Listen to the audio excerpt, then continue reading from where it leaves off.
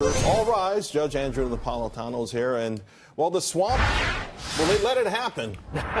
Well, I mean, this is an area, Charles, where the president has absolute authority, and it's the length of time between the filing of a complaint or the recognition of some misbehavior and when disciplinary action is taken. Right now, it's 120 days. You keep your job, nothing happens for 120 days. The president has shortened that to 30 days.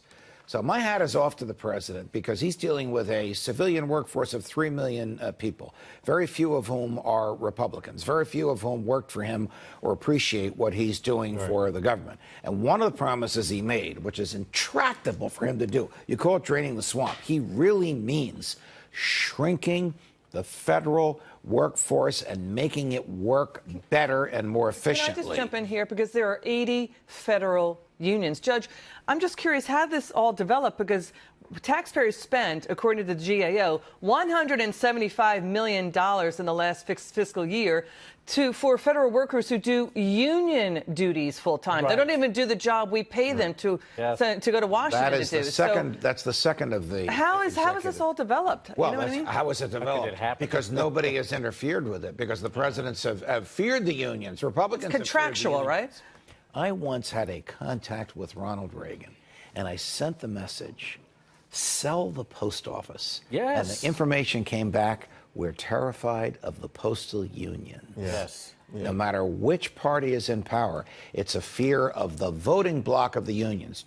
Donald Trump does not fear that, because the second executive order he signed limits the amount of time that a federal employee can work on union affairs rather than government affairs. These are two business-like regulations. On the state level, we saw that with Wisconsin. That was the big, the collective bargaining thing. Illinois. The more powerful the unions get, the more powerful they get. It's just a and the state of Wisconsin did not collapse when this happened. It certainly did not. The third blow will come, I think, in the next 2 weeks, when the Supreme Court rules that the Constitution prohibits the states from forcing public workers to join unions, forcing them to join unions. You need to pay dues, right? Correct. Yeah. To join. To join. Right now, they pay dues, but they can deduct a portion of the dues that go to political campaigns of which they disapprove. Right. This is to say you don't have to join the union. This will really be will this will go for federal workers?